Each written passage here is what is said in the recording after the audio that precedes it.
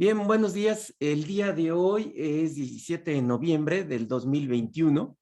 Es la 16ª clase que estoy facilitando en relación con formulación y evaluación de proyectos.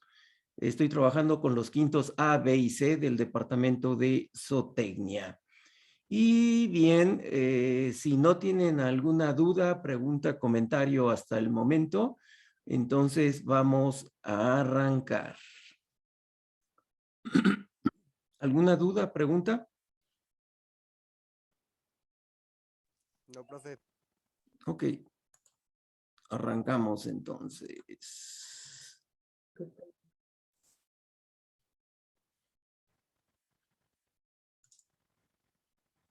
Quiero que me digan si ven mi presentación. Sí, profe, sí se ve. Ok, ¿me escuchan fuerte y claro?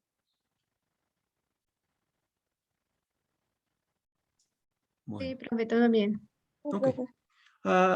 Este es una presentación en PowerPoint que todavía no se las mando en un rato junto con la clase y hay diferencias entre una persona ocupada y una persona que realmente es productiva. Díganme ustedes en cuál de las dos situaciones están. Si ustedes son una persona ocupada o una persona productiva. Aquí es importante hacer algunas diferencias porque en muchas ocasiones uno dice, caray, me están faltando horas al día. Todos tenemos las mismas 24 horas. Lo que pasa es que algunos hacemos más cosas en esas 24 horas que otros. Y la razón es porque, pues definitivamente no gestionamos de manera adecuada nuestro tiempo, pero todos tenemos el mismo tiempo, ¿ok? Entonces, vean ustedes, estas son personas totalmente ocupadas. Díganme ustedes, de acuerdo al lenguaje corporal, lo que le llaman el body language, díganme ustedes, ¿qué estarían diciendo ahí esas tres personas?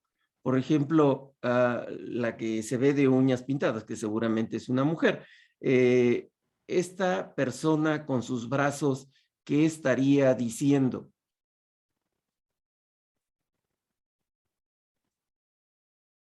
Si nada más estuvieran viendo exclusivamente manos. Siento que está analizando la situación o pensándola, me da esa impresión tal vez. Ok.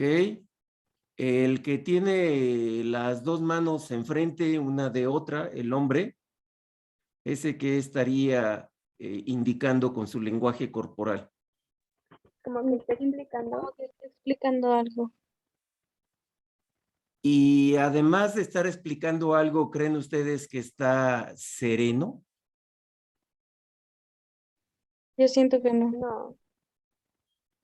Está tal vez algo exaltado, ¿no? Y el que tiene las manos entrecruzadas, ¿ese cuál sería su lenguaje corporal? Siento El que solo lenguaje está corporal de explicando. las manos dice que cuando alguien tiene las manos cerradas, es la persona que está cerrada a nuevas ideas o nuevos proyectos. Y el chavo de en medio, respecto al de las manos abiertas, es cuando abres las manos es porque permites como la entrada de nuevas ideas y la chica, no sé. Ok, perfecto.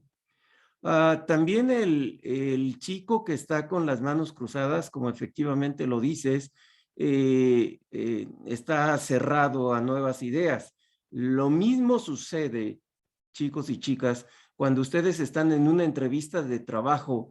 Una de las recomendaciones, porque con los chavos de séptimo, chavos y chavas de séptimo, yo les daba una plática acerca de cómo manejarse en una entrevista de trabajo. Y lo primero que no deben de hacer es cruzar los brazos. Bueno, además de que cuando llegan a la entrevista de trabajo, En primer lugar, no se pueden sentar inmediatamente hasta que no les digan. Y esto lo hacen a propósito. El entrevistador lo hace a propósito para sacarte de tus casillas. Si te dicen, pasa a la oficina de la persona, del entrevistador, a lo mejor del área de recursos humanos, pero no te están diciendo siéntate. Entonces, si ustedes toman la silla y se sientan, el entrevistador o la entrevistadora tranquilamente, con tal de ver de qué están hechos, de qué madera están hechos ustedes, les pueden decir, yo no te he dicho que te sientes aún. Entonces, ¿qué hacen ustedes? Inmediatamente se levantan. Algunos, hay otros que les vale y se quedan sentados. Entonces, desde ahí, desde ese lenguaje corporal, empieza a correr lo que es una entrevista. ¿Ok? Entonces, en muchas ocasiones, cuando estas personas están aquí deliberando, a lo mejor la chica dice, esto, ¿sabes qué? Me está rebasando, este está explicando las cosas y creo que los otros dos no lo entienden. Este a lo mejor también con sus dedos, con sus manos cruzadas, a lo mejor está diciendo, híjole, creo que el barco se va en picada. Entonces, en muchas ocasiones, a lo mejor es momento de oprimir la tecla de auxilio. Sin embargo, esto es en cuanto a las personas ocupadas, muy ocupadas, ¿sí? Que prácticamente están como si estuvieran de bomberazos, es decir, apagando fuegos con la derecha, con la izquierda, dicen a diestra y siniestra. La diestra es la derecha, la siniestra es la izquierda. Entonces están apagando bomberazos. ¿Por qué? Porque ya les rebasó lo importante. Y lo importante se volvió ya urgente. ¿Y por qué se rebasó lo importante? Porque no atendimos a lo importante. Y entonces eso que no atendimos se volvió con carácter de urgente. Sin embargo, una persona que es productiva es una persona que está atendiendo todo lo que es importante. ¿Para qué? Para que no se vuelva urgente y no estar apagando bomberazos en cada momento. Es una persona que gestiona su tiempo.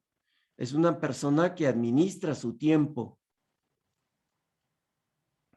En muchas ocasiones, por ejemplo, la persona ocupada quiere que también los demás estén ocupados así como él está ocupado.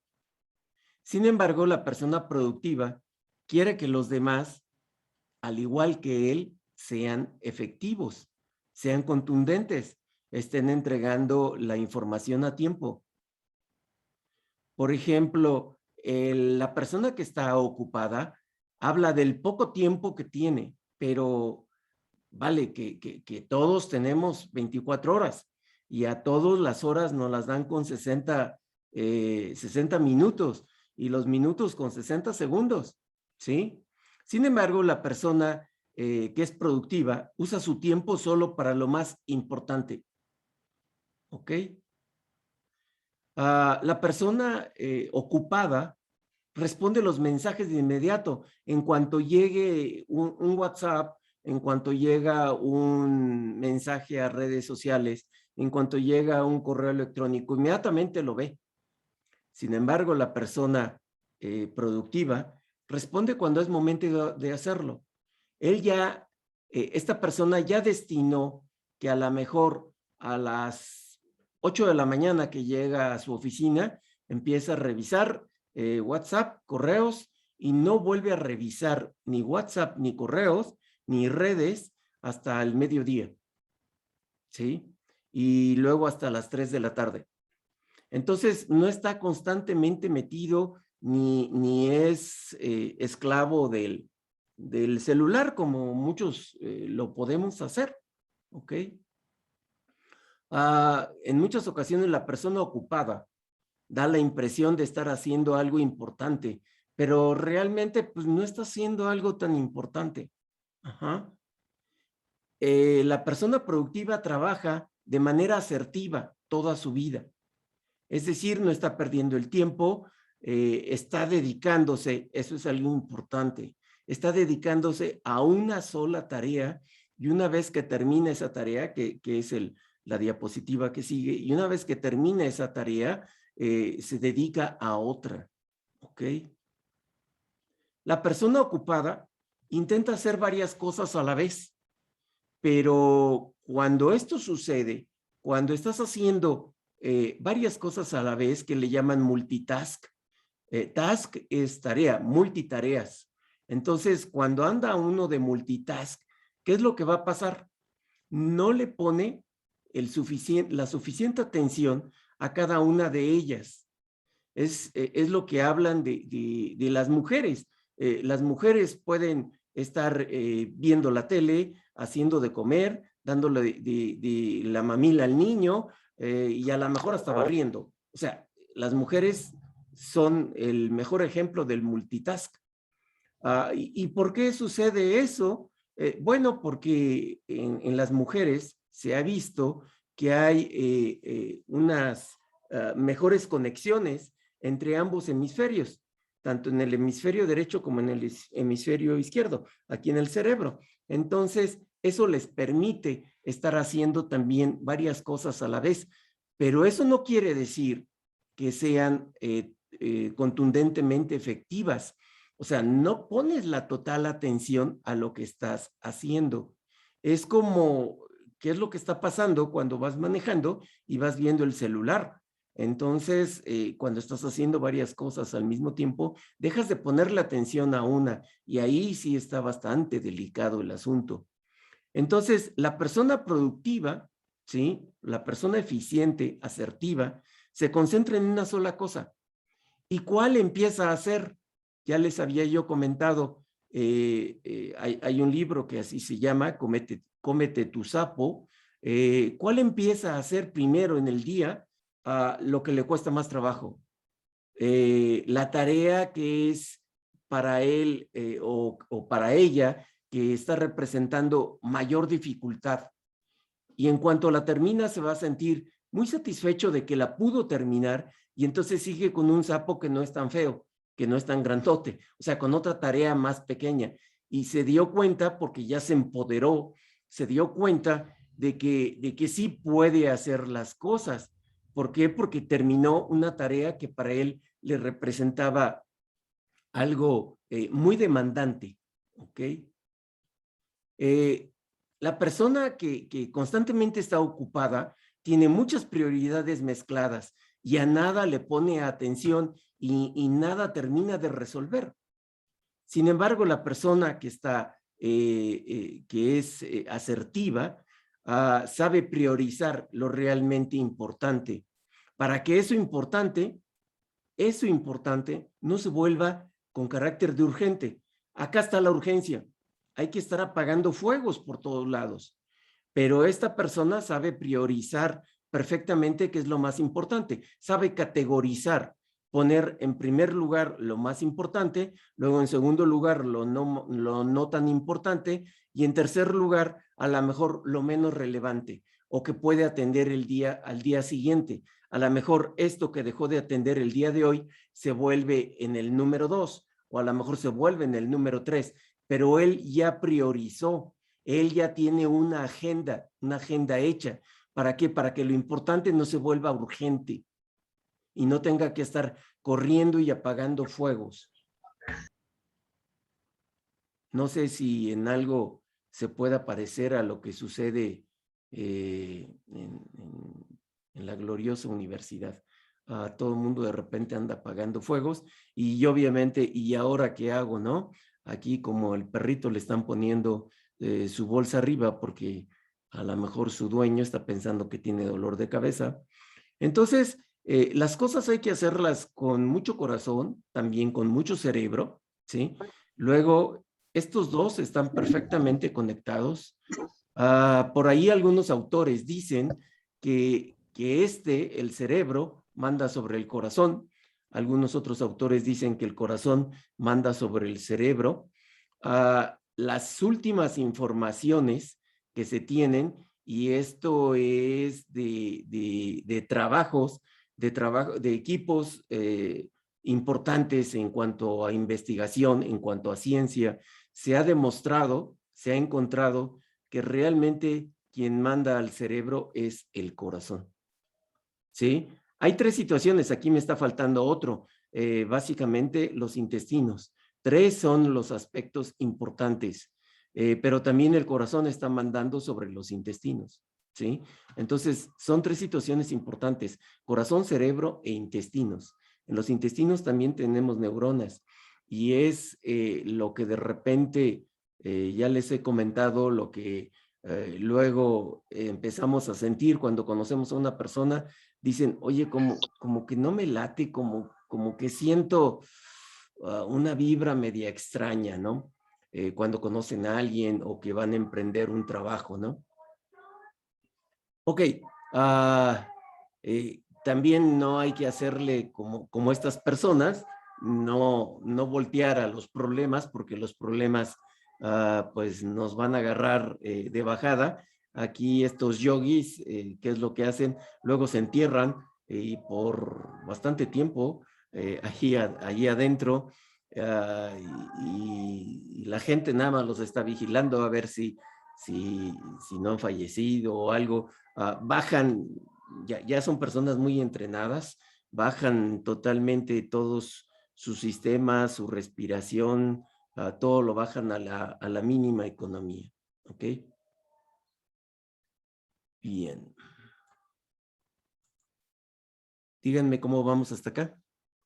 ¿Cómo vieron lo de las personas ocupadas y las personas productivas?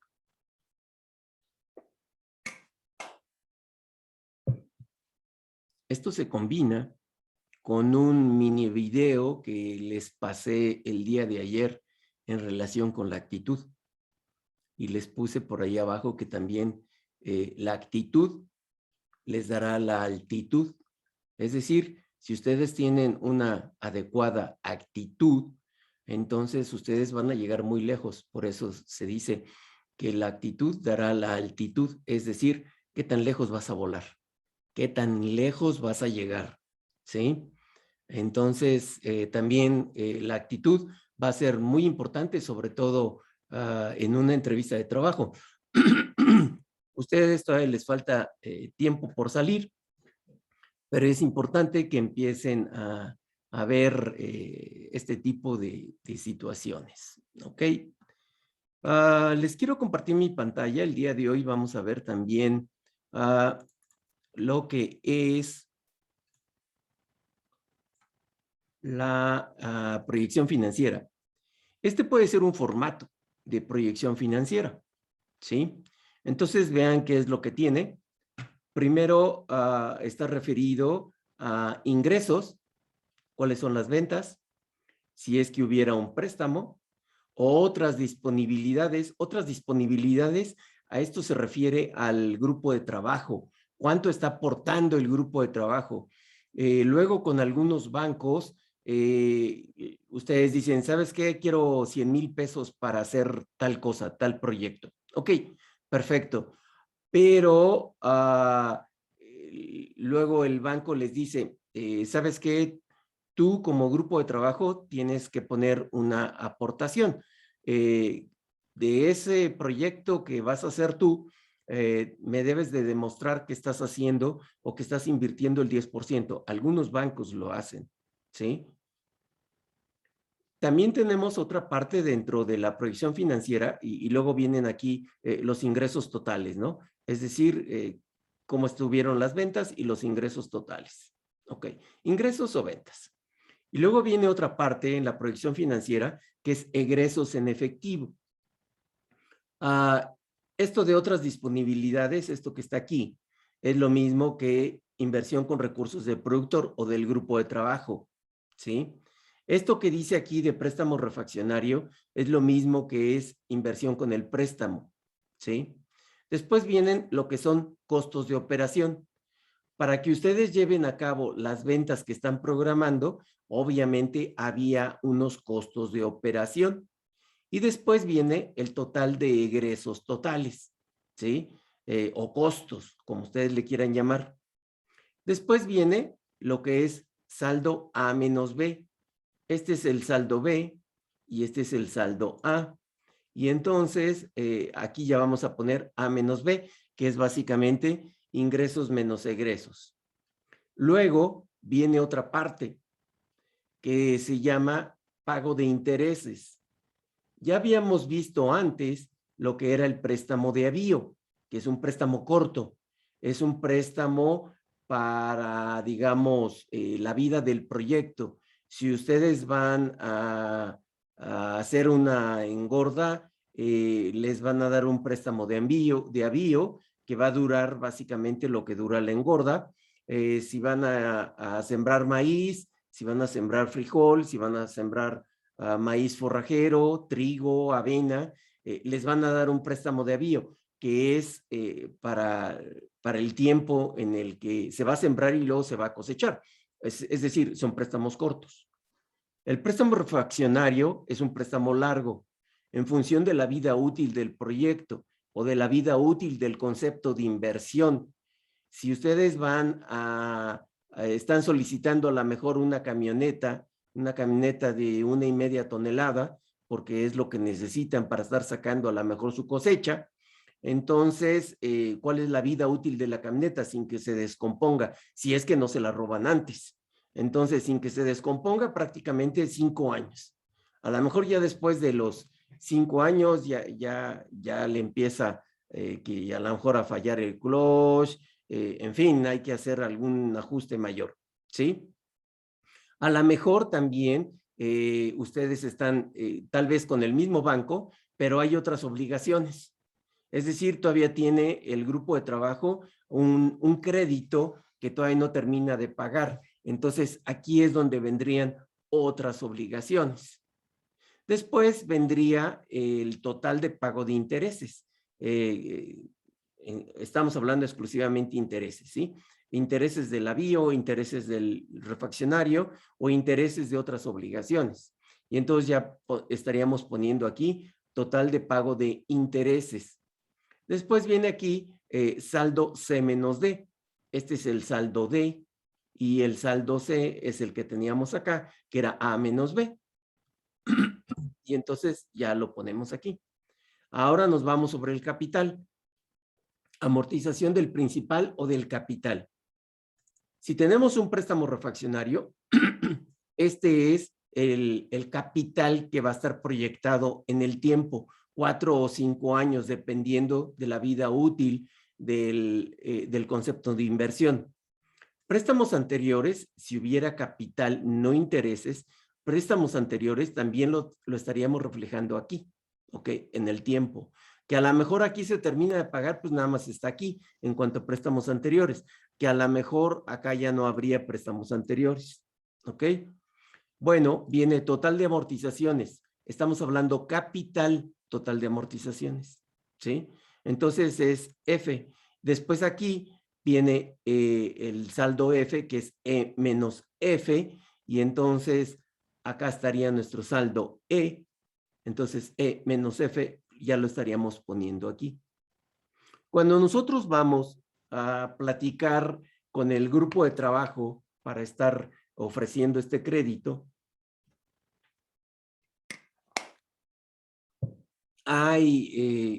esto no se los había comentado, pero cuando se hace la relación de ese grupo de trabajo, de cuántos integrantes son de ese grupo de trabajo, cuántos dependientes hay de cada uno de los participantes de ese grupo de trabajo, podemos hacer este cálculo o estar platicando con ellos y hacer este cálculo en cuanto a gastos familiares. Más o menos, ¿cuál es el gasto familiar de cada uno de los participantes en cuanto a gasto familiar? Y también conocer de cada uno de los participantes si hay otros ingresos ajenos al rancho o otros ingresos ajenos a la empresa o a lo que se está pretendiendo crear, a la figura jurídica que se pretende crear. Que a lo mejor digan, no, pues sabes qué, yo trabajo en una empresa comercializadora, esto, aquello, y lo que queremos hacer, bueno, pues es un negocito que queremos hacer. ¿Y que cuánto ganas? Ah, no, pues que el salario mínimo, esto, aquello, ¿sale? Bueno, ya les presenté lo que es el formato de proyección financiera. Aquí dice situación actual. En situación actual, quiere decir si ustedes van al rancho y hay algún movimiento en cuanto a esto, o apenas van a arrancar el proyecto. Si ya hubiera alguna, digamos, algún comportamiento de la empresa sin antes del proyecto, lo deberíamos de declarar aquí. ¿Cuáles son las ventas? Si hubiera o no hubiera algún préstamo, otras disponibilidades, etcétera. Eso es en situación actual. Situación actual es de un año para atrás. A esto me refiero que también aquí son años, ¿ok? Si no hay actividad comercial, si no hay productos ni servicios de la empresa y apenas van a arrancar, entonces lo que hagamos se tendrá que empezar a declarar aquí. ¿Ok, chicos? Díganme cómo van hasta acá.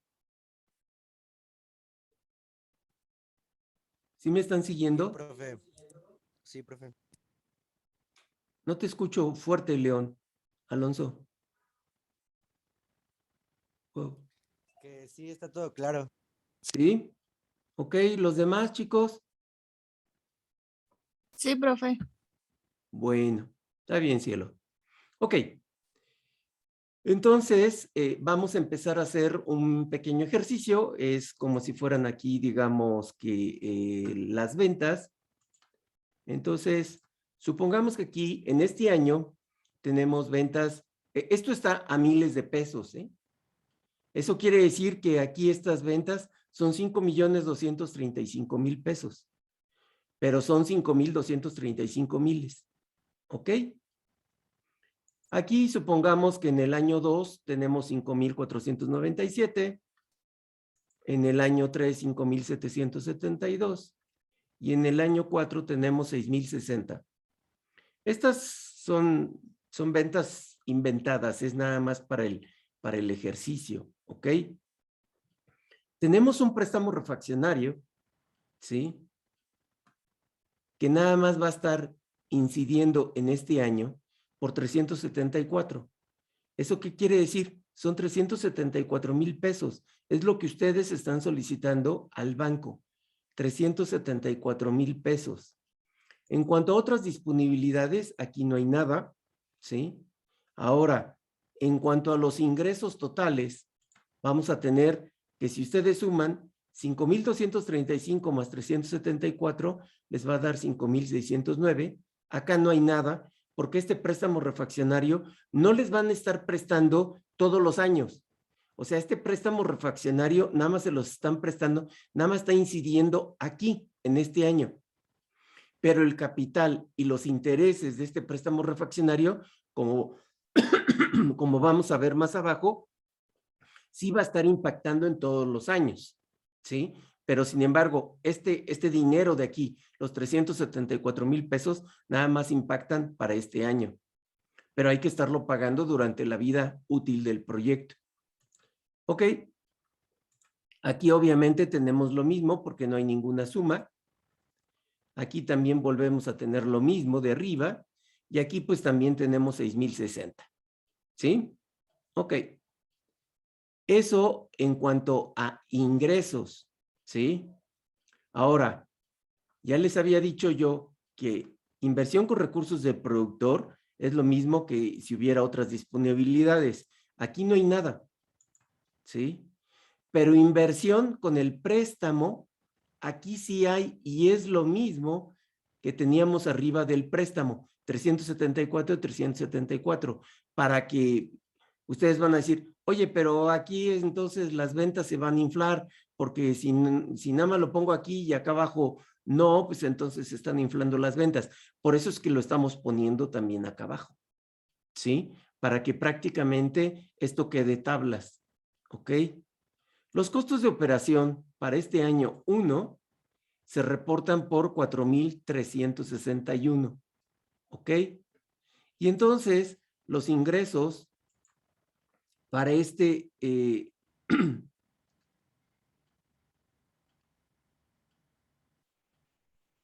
wow. Espérenme tantito. Wow. Aquí está mal. A ver.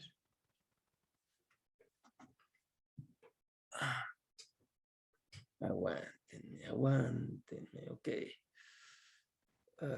43.61 más 374. 47.35. Aquí son 47.35. Ok. Bueno, entonces aquí vamos a sumar los 374, que es la inversión del préstamo, con los costos de operación. Y entonces nos va a quedar 4.735 miles. Vamos a ver cuáles son los costos de operación del siguiente año, del otro año y del otro año. ¿Ok? Ahora, si nosotros, aquí nos está diciendo primer saldo, saldo C es A menos B. Entonces, ¿quién es el A? Este es el A. ¿Y quién es el B? Este es el B. Entonces, si nosotros dividimos, que diga, si nosotros restamos 5,609 menos 47.35, nos van a quedar 874 miles de pesos. O sea, 874,000 pesos.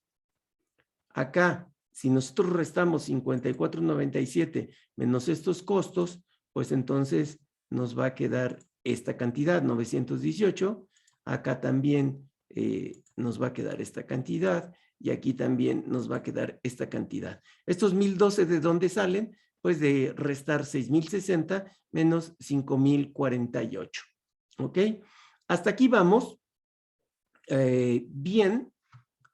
Aquí es a donde nosotros podemos hacer el primer cálculo de nuestro RBC, en donde, espérenme tantito. Ok. El primer RBC que nosotros estaríamos sacando sería esto que está aquí. Esto que está aquí de rojo.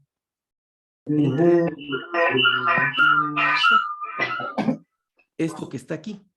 Ese es el primer RBC que estaríamos sacando. Entonces serían 5,609 entre 4,735. Entonces tenemos un RBC de 1.18. Cuando estamos sacando así de bote pronto ingresos menos egresos o nuestra relación beneficio-costo es 1.18. Eso quiere decir que estamos recuperando el peso y 18 centavos del siguiente peso. Quiere decir que aquí tenemos una ganancia directa del 18%. Si nosotros hiciéramos también otra vez un RBC aquí en el siguiente,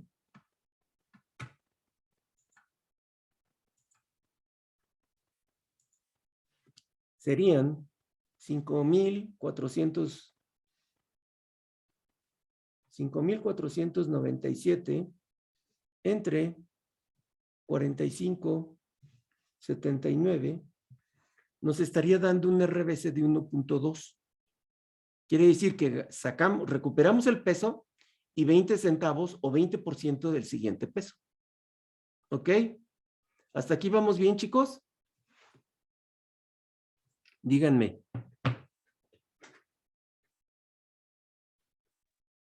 Bueno. Ahora vamos al siguiente aspecto, lo que es intereses, exclusivamente intereses, ¿sí? Si este negocio tuviera un préstamo de avío, entonces aquí estaría el préstamo de avío, pero no hay préstamo de avío. ¿Recuerdan ustedes que teníamos un préstamo de 374? Que también estaba acá para compensar. Entonces, esos 374 están generando intereses para el primer año. ¿Cuánto está generando de intereses? 37.4, es decir, 37,400 pesos para el primer año. Intereses nada más. O sea, se hizo una tabla de amortización por 374,000 pesos a 4 años. ¿Ok? Acá tenemos 31.3. Recuerden ustedes que los intereses van a ir disminuyendo. Aquí el interés para el tercer año va a ser menor que en el del segundo. Aquí en el segundo es menor que en el primero. ¿Por qué razón? Porque estamos afectando capital. ¿Y quién es el que genera interés? Pues el capital.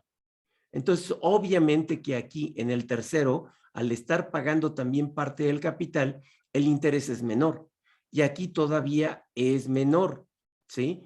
Recuerden ustedes que esta amortización, las amortizaciones que vimos, la fórmula es a pagos constantes, ¿ok?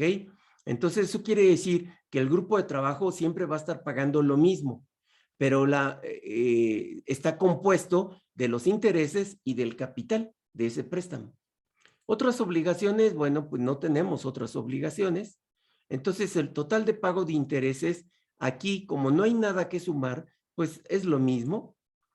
Aquí, como tampoco hay nada que sumar, es lo mismo.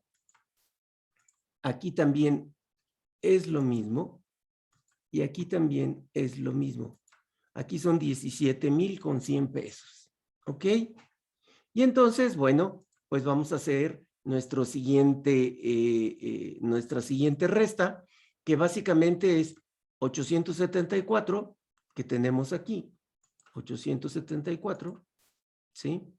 Menos 3740, ¿ok? Y entonces vamos a tener un siguiente saldo, que es 836. Si a 874,000 pesos le quitamos 37,400, nos va a quedar 836,600. Y aquí, pues, es la misma historia. ¿Sí? Tenemos esto,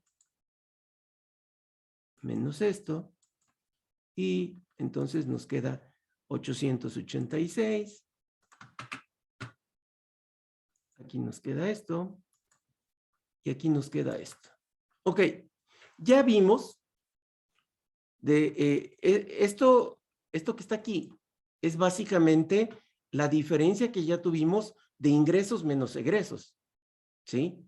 Este es, digamos, que una primera parte de la utilidad, no es la total. ¿Por qué? Porque hay que descontarle pago de intereses y pago de capital. Entonces, estamos viendo que aquí todavía tenemos números negros. ¿Sí? Eso quiere decir que aquí todavía estamos salvados. ¿Ok? O sea, todavía tenemos posibilidad para estar pagando tal vez el capital. Ya pagamos el interés, los intereses de ese préstamo, y todavía traemos saldo a favor, ¿sí? Del año 1 al año 4. Ok. Ahora viene lo que es la amortización del principal o del capital. Ya habíamos visto cuáles son los intereses. Estos son los intereses. Pero ahora, ¿cuál es el capital? El capital, cuando estamos trabajando aquí, el capital es de 61,300 pesos. ¿Sí?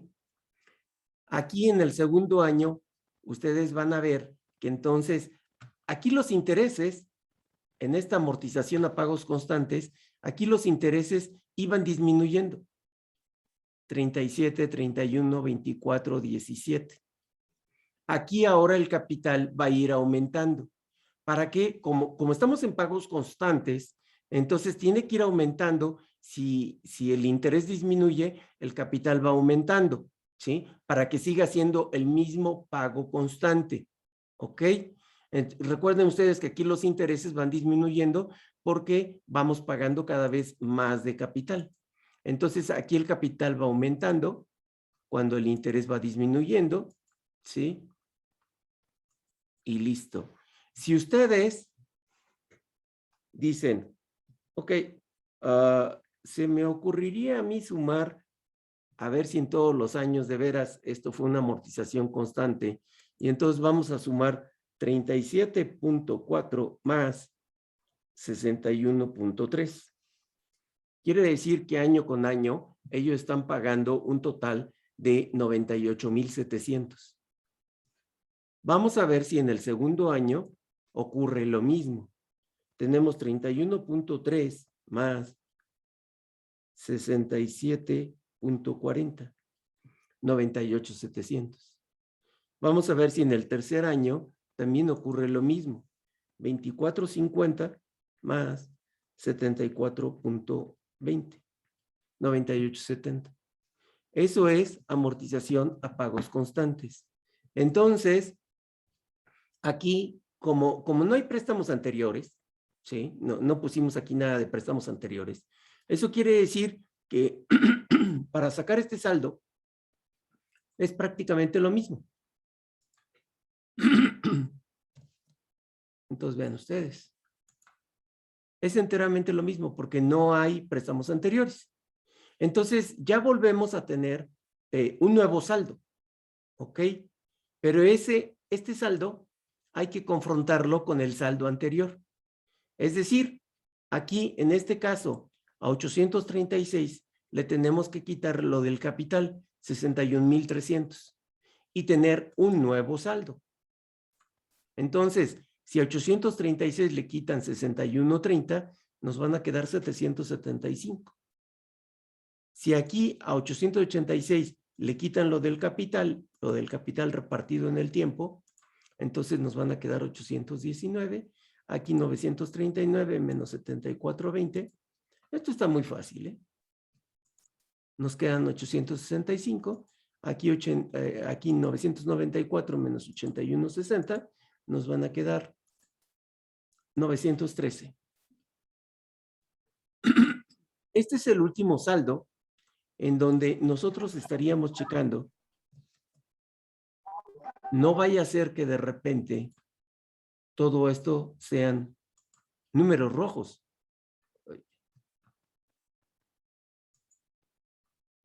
Que estos sean números rojos. Números rojos es que ya sea menos no sé cuánto.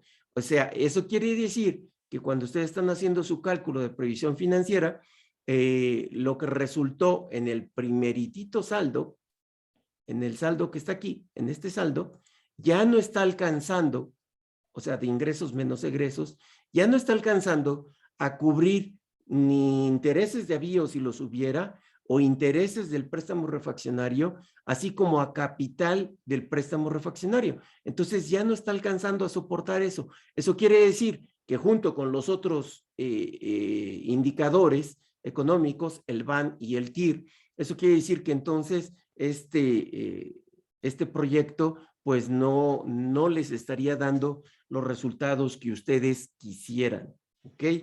Ahora,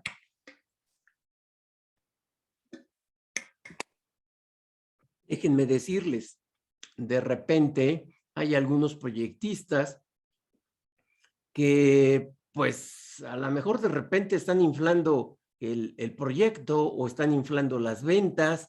¿Y eso qué quiere decir? O a lo mejor ustedes por un error están inflando las ventas. A lo mejor se quedaron con lo que les dijo el productor o el grupo de trabajo, que están vendiendo la leche a tal precio, cuando no es así, y ustedes se quedan con ese precio, y entonces estarían inflando, ahora sí, que como dice el Chavo del 8, sin querer queriendo, estarían inflando las ventas. Y al estar inflando las ventas, quiere decir que estas ventas no son el reflejo real de lo que está sucediendo en la realidad o de lo que va a ocurrir en el tiempo, ¿sí? Entonces, tener mucho cuidado, porque lo que va a suceder cuando nosotros estamos inflando aquí o cuando nosotros no estamos considerando todos los costos de operación para sostener esas ventas, entonces lo que va a suceder es que prácticamente vamos a orillar al proyecto a caer en cartera vencida. ¿Qué quiere decir que va a caer en cartera vencida? Bueno, pues que cuando le estemos programando el pago de su letra, que incluye intereses y que incluye el capital, pues entonces el grupo de trabajo no va a poder cumplir con ese compromiso financiero. ¿Por qué? Porque hicimos mal los cálculos de acá arriba, o sea, inflamos el proyecto. Supongamos que aquí no estamos inflando las ventas, pero sí estamos desinflando los costos. ¿Para qué? Para que nuestro saldo de A menos B, pues obviamente salga mucho más cómodo y pueda estar apoyando aquí, al menos en papel o en blanco y negro, pueda estar soportando lo que es los intereses y lo que es el capital del proyecto. ¿Sí? ¿Alguna duda, pregunta, chicos? ¿Quedó claro? Este es solo un formato, ¿eh?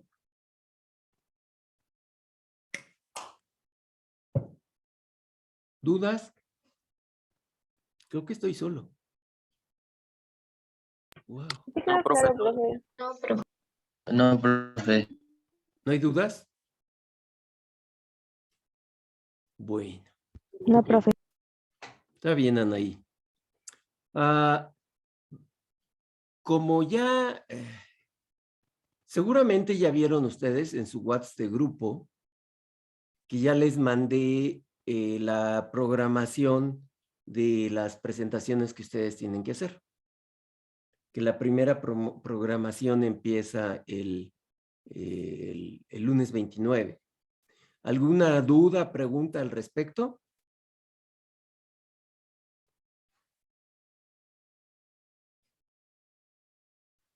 Bueno. Ok. ¿La mandó al grupo de WhatsApp o al correo de grupo? Sí, pi, nada más al puro grupo. Al grupo de WhatsApp. Ok, gracias. De nada. Profesor, en esta, bueno, ya en la presentación final del trabajo, igual metemos como, bueno, esto último que vimos de administración. Sí, sí, sí, sí. Ahí, si ustedes no han revisado su guía, más adelante de donde se quedaron con lo que me mandaron, viene también una proyección financiera de ingresos y egresos. Este es el formato. Pueden ustedes estar ocupando este formato para estar incluyendo el desempeño de su proyecto. ¿Cuáles son sus ingresos? ¿Cuáles son sus egresos? Si hay un préstamo refaccionario o es con recursos propios, en fin. ¿Sí, Lisette?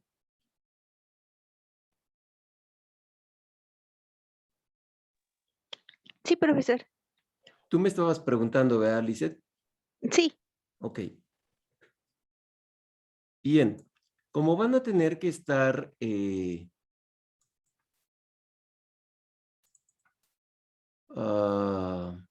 como van a tener que estar presentando, entonces vamos a ver un video de un español que les va a decir, bueno, son dos videos. El primero es la primera parte y luego viene la segunda. En fin, ahorita los van a ver. Es cómo hablar en público, que es lo más recomendable. Okay.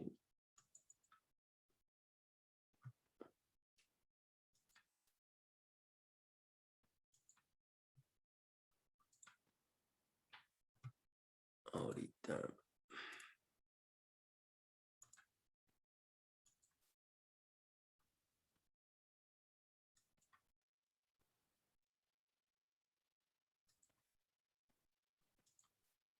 Díganme si están viendo mi video. Buenos días. Buenos días. Sí, profesor. ¿Sí se ve? Perfecto. ¿Cuáles son las claves para hablar bien en público? Como tú bien has dicho, la capacidad de hablar en público se ha convertido hoy en una de las competencias claves de cualquier directivo. El desarrollo de esta habilidad es algo no muy complejo.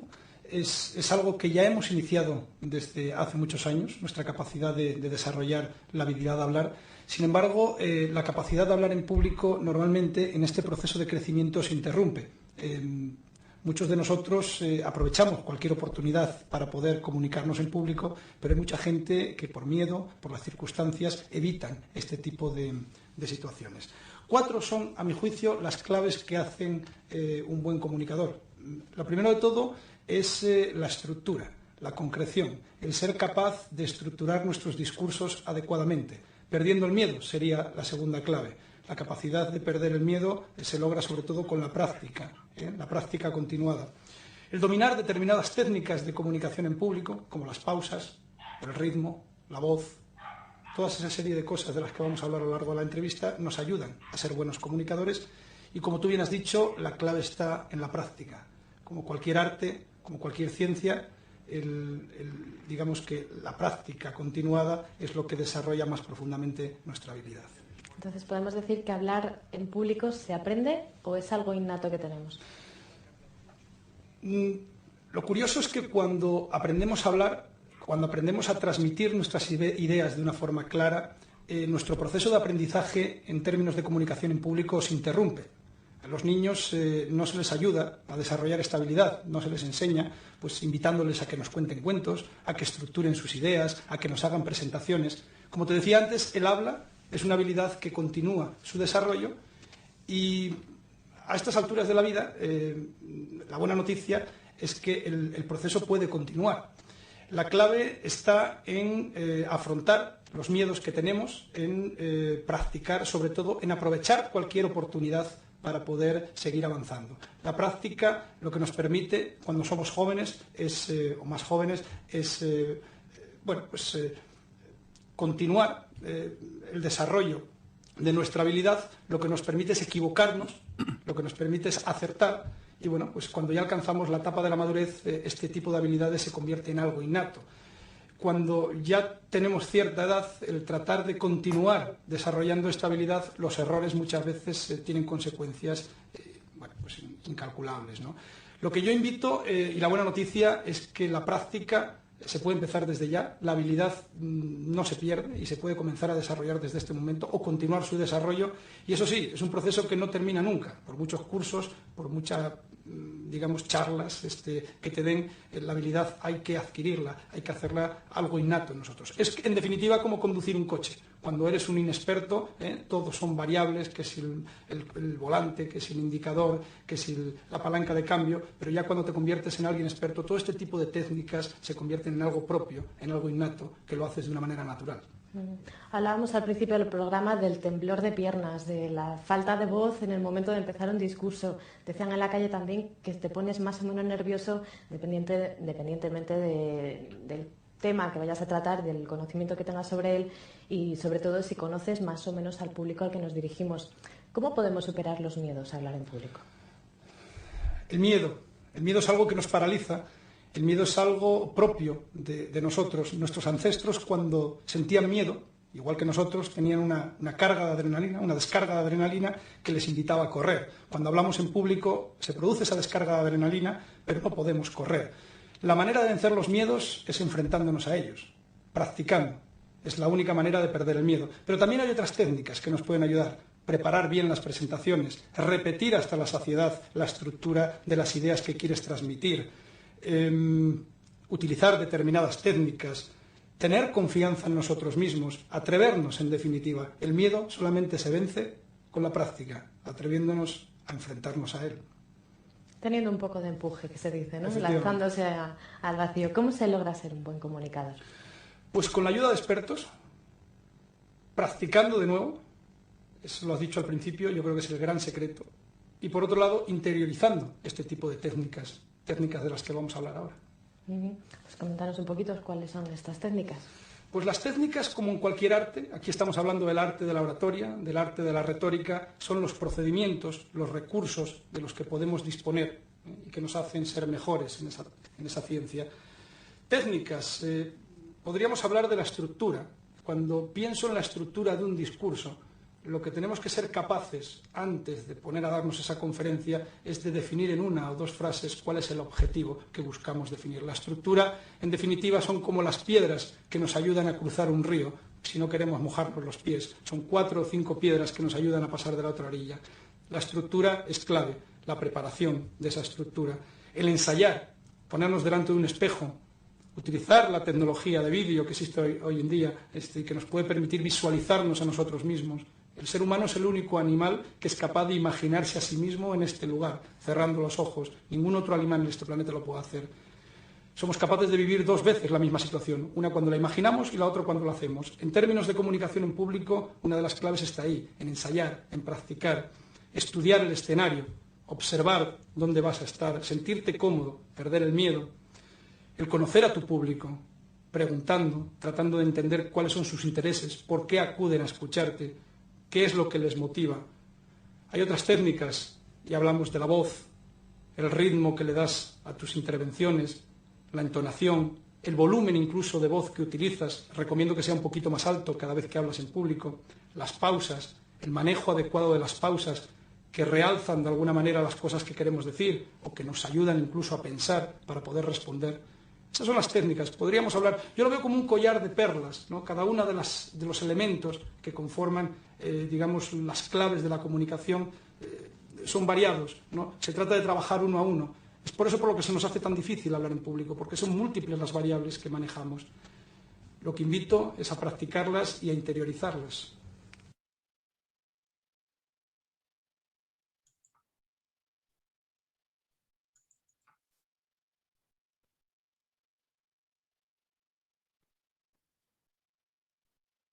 ¿Puede favorecer la empatía que genere una persona en su capacidad de hablar en público, sobre todo en su capacidad? ¿Siguen viendo mi video, chicos?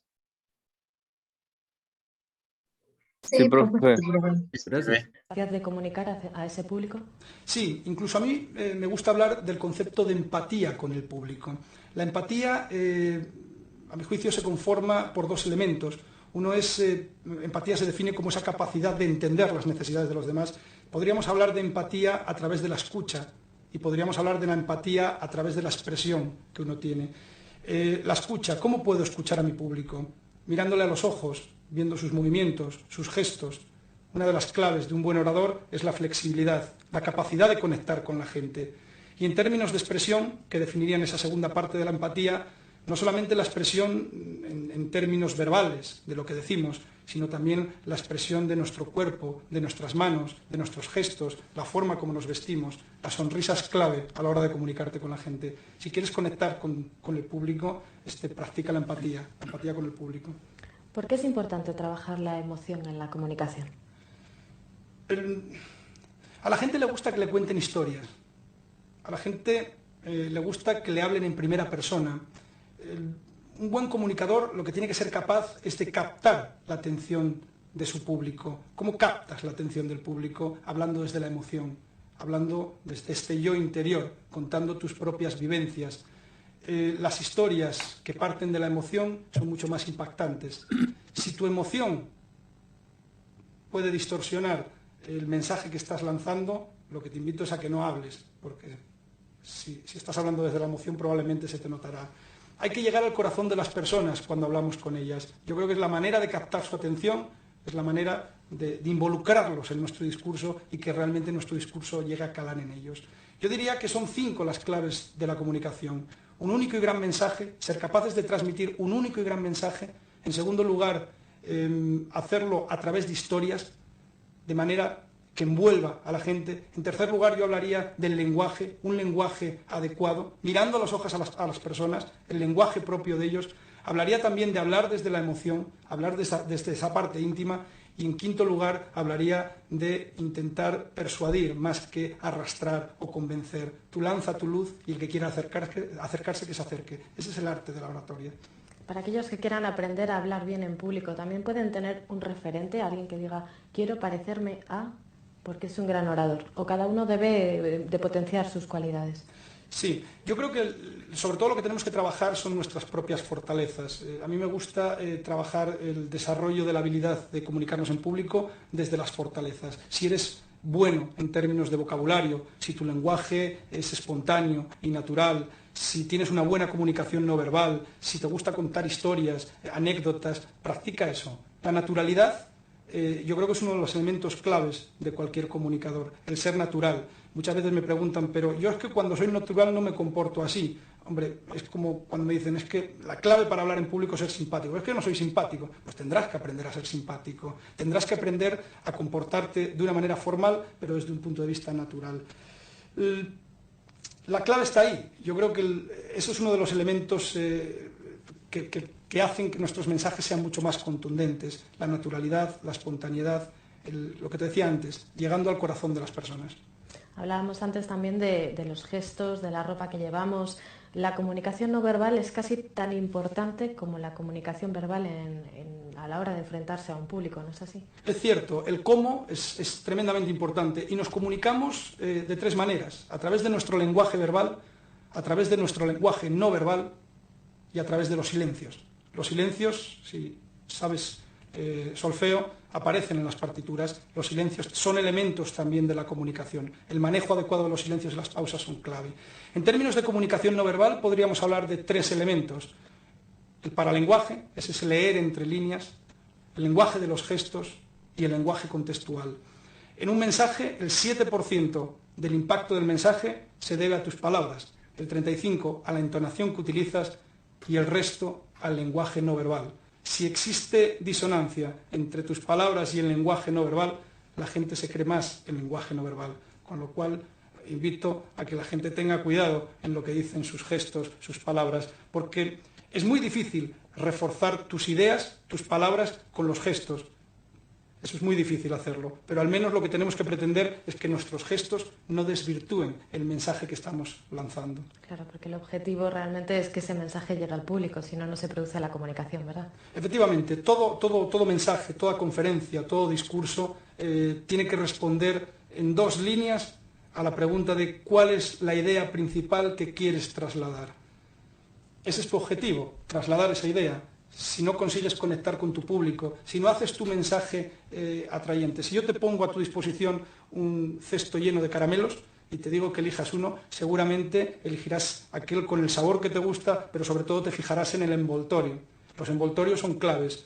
Todo discurso tiene tres partes. Esto ya está inventado desde hace mucho tiempo por los griegos: el inicio, el desarrollo y el fin. Busquemos inicios impactantes, desarrollemos nuestro discurso y hagamos conclusiones impactantes. Discursos circulares, donde captemos la atención del público. Iniciemos nuestros discursos con una pregunta. La ironía no me gusta mucho, pero también puede captar. Mostremos alguna imagen. Son elementos que contribuyen a captar la atención del público. Desarrollemos el contenido y cerremos haciendo alusión al inicio de nuestra conferencia y tendremos gran parte del éxito de nuestro discurso asegurado. La ironía puede ser un recurso peligroso si no es bien interpretado, por lo menos. Efectivamente, esos son lo que yo llamo apuestas de alto riesgo. Es como el sentido del humor. Si te salen bien, probablemente estupendo, exactamente. Si te sale mal, te juegas la credibilidad y el resto del discurso. Y hay que tener muy en cuenta también la sensibilidad de los oyentes. No importa tanto lo que tú dices, sino lo que capta la gente. Lo que verdaderamente importa es lo que ellos entienden. Con lo cual tienes que estar muy pendiente de todos estos elementos que hacen de ti un buen orador. Y ya para terminar, Julio, vamos a sintetizar cuáles son los adjetivos claves para definir a un buen comunicador. A mi juicio son 4. En primer lugar, un buen orador debe ser una persona creíble, y la credibilidad se logra a través de la naturalidad, del conocimiento. En segundo lugar, yo hablaría de la conexión, la capacidad de conectar con la gente. Mira a la gente a la cara. Mírale a los ojos, conecta con ellos, háblales en su propio lenguaje, cuéntales historias, escúchales. En tercer lugar, yo hablaría desde la naturalidad. La naturalidad es clave, la espontaneidad, que no está reñido con la preparación. Cuanto más nos preparamos, más posibilidades tenemos de ser naturales. Y en cuarto lugar, y para terminar, la concreción. Lo bueno, si breve, 2 veces bueno. Sin duda. Voy a hacer un inciso a eso que has dicho, porque sí que es importante llegar al público con un lenguaje que comprenda. Es decir, no se debe dirigir a un público con tecnicismos cuando ese público no es especializado.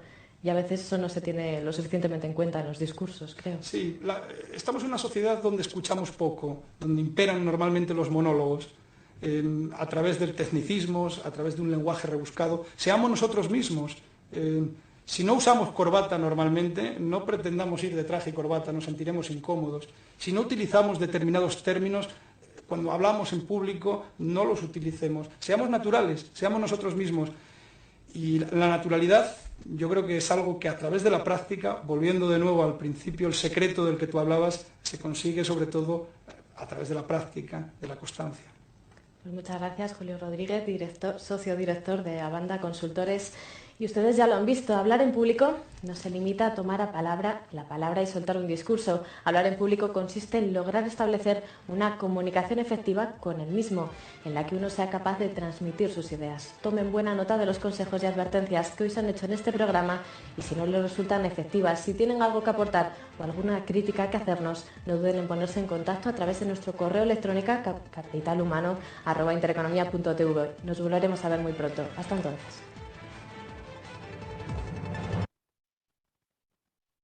Ok, chicos. Vamos a ver otro video.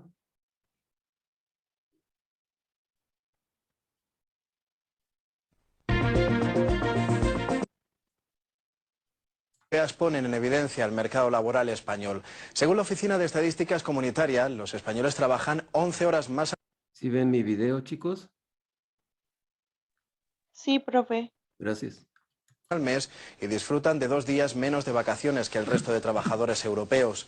A pesar de este mayor tiempo de trabajo, los españoles tienen una productividad media menor a la media de la Unión Europea. Un mal ejemplo, como hemos visto en la primera parte de este programa. Lo dan los directivos españoles, como decíamos, con sus horarios interminables y su idea de que a mayor horas trabajadas, mayor productividad y mayor salario. Esto no es cierto. Un directivo puede, en nuestro país, trabajar menos horas y rendir al máximo. Hoy nos lo va a demostrar don Julio Rodríguez, es director asociado. Muy buenas tardes. Muy buenas tardes. Cuéntenos, ¿cómo usamos el tiempo habitualmente? Bien, lo primero que tendríamos que decir es el concepto de usar el tiempo, yo creo que está mal aplicado. En todo caso, podríamos hablar de cómo gestionamos nuestras actividades. Hablar del tiempo es hablar de nuestra realidad cotidiana, es hablar de nosotros mismos.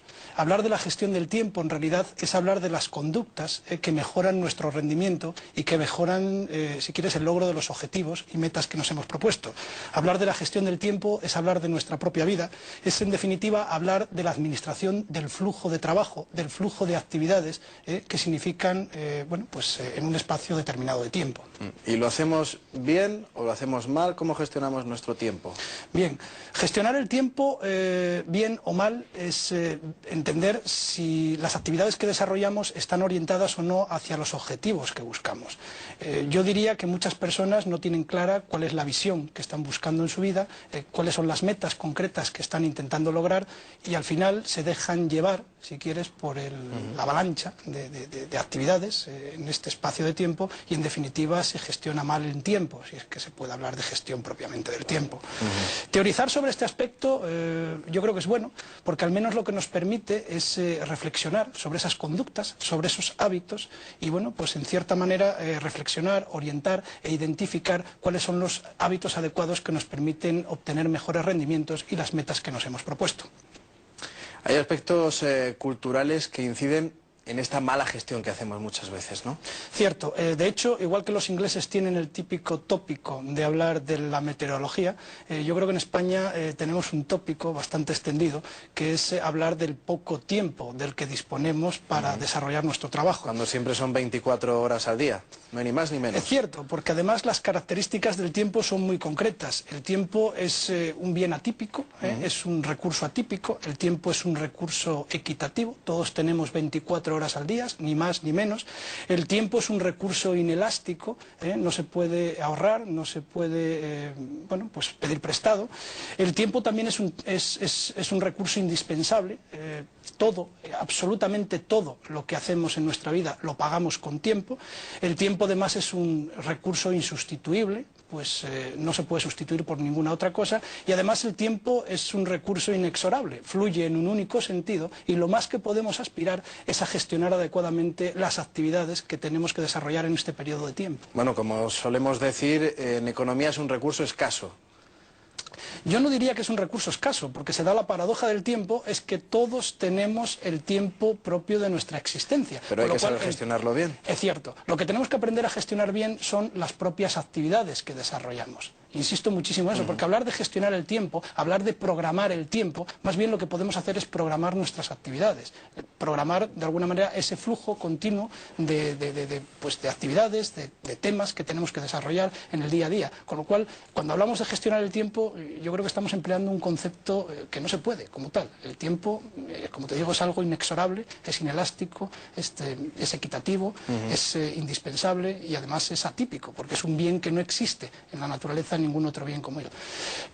Una cosa que me gusta destacar es que este tipo de reflexiones, yo creo que lo que nos inducen sobre todo es a pensar, a evaluar en qué definitivamente estamos dedicando nuestro tiempo.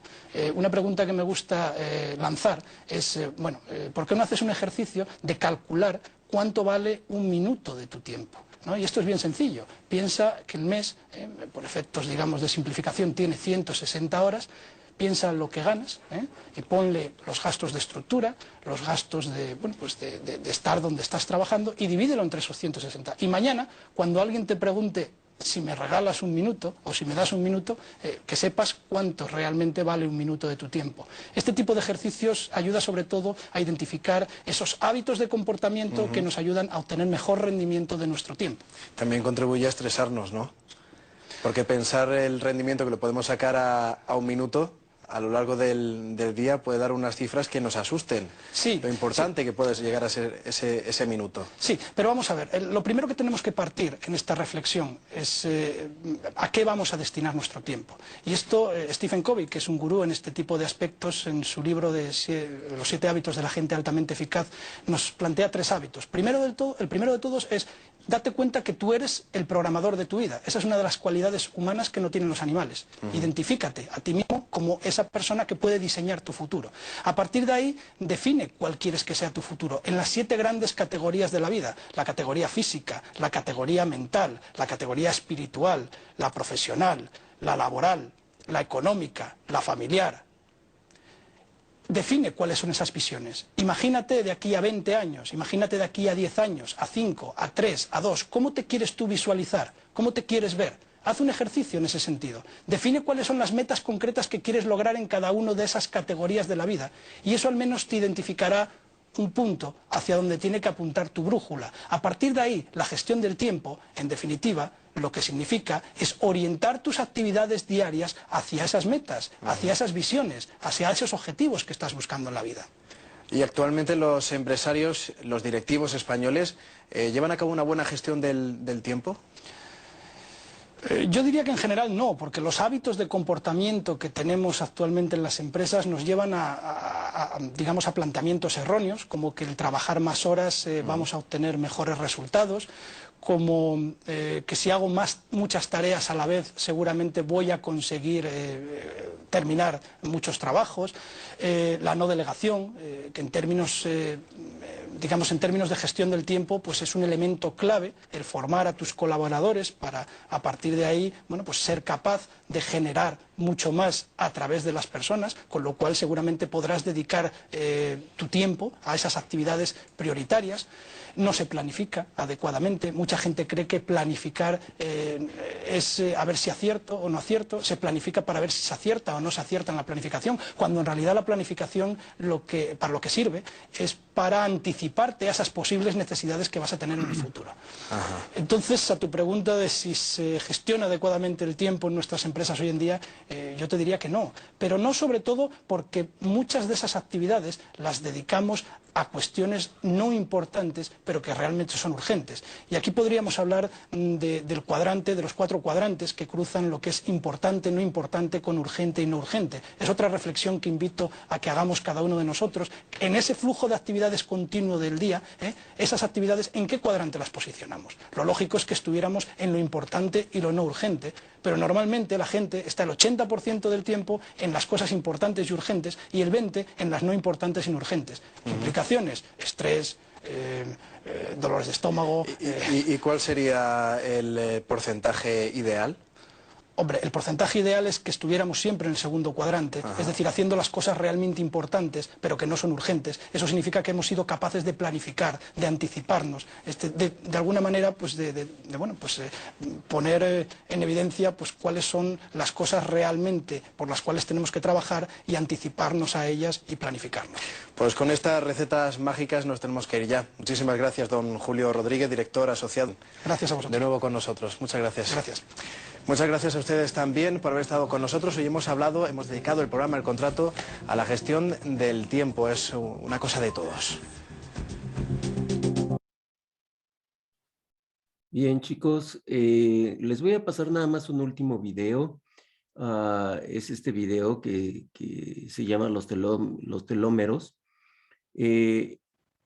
Esto fue algo que descubrió esta autora, Blackburn, y es muy importante. Esto está relacionado con el mini video que les pasé ayer a su WhatsApp.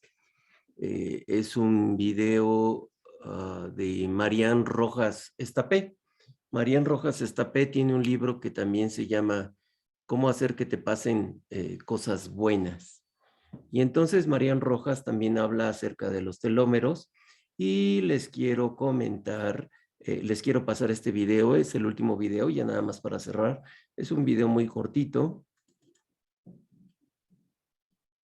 ¿Sabías que la salud y el envejecimiento... Díganme si ven mi video. Sí, profe. Gracias.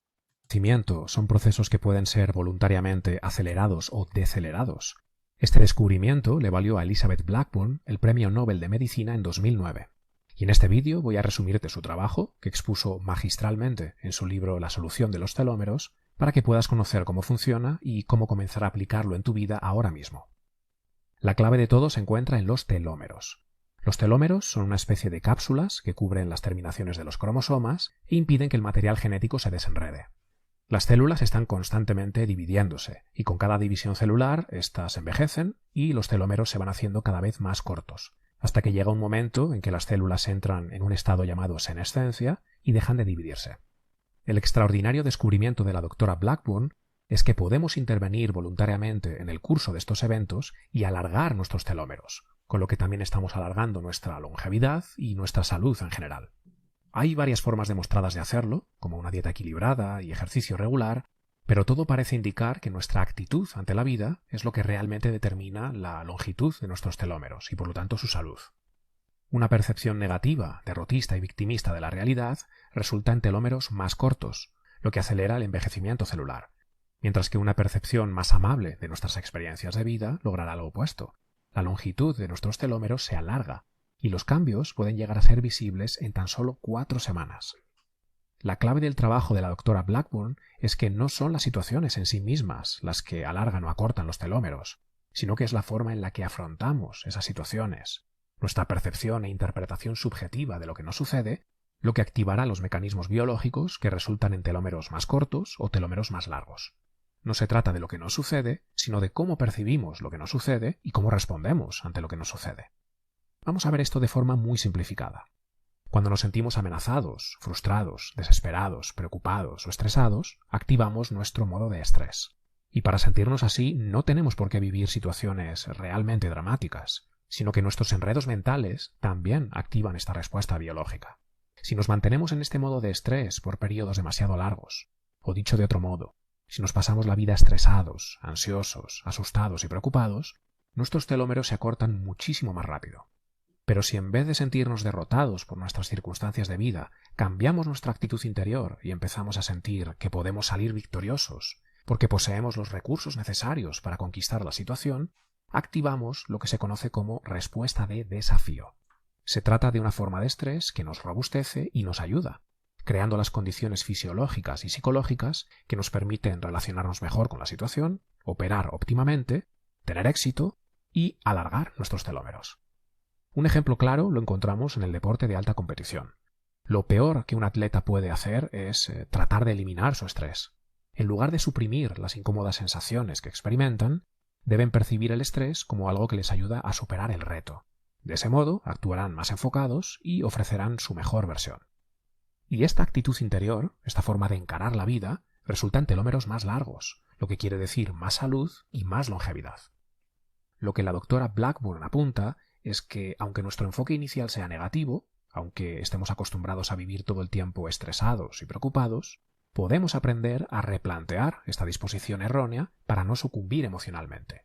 Podemos entrenarnos para percibir nuestras adversidades como oportunidades, lo que nos ayuda a reunir nuestros recursos interiores, enfocarnos mejor y triunfar. Y esto resulta en telómeros más largos, tal y como ha demostrado la doctora con las investigaciones que le valieron el premio Nobel y los más de 400 estudios oficiales que recopila en su libro La solución de los telómeros. Profe, ¿Cómo deja de aprendemos a compartir el cambiar video. esta disposición interna que nos permite salir de la negatividad, vivir nuestra vida con una actitud más edificante y con ello alargar nuestros telómeros?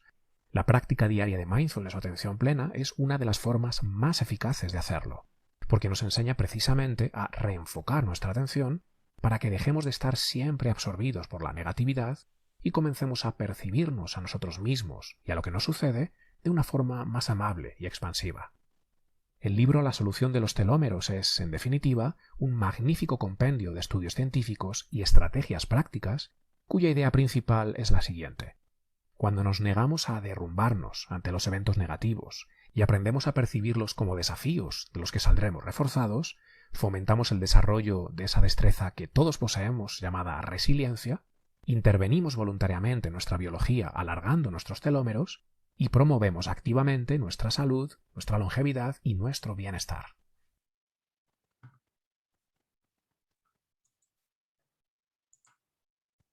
Bien, chicos, con esto concluyo. Ya les estoy robando parte de su siguiente hora. Díganme cómo van hasta acá. ¿Qué les pareció lo que les presenté? ¿Tienen elementos, herramientas para hacer una muy buena presentación?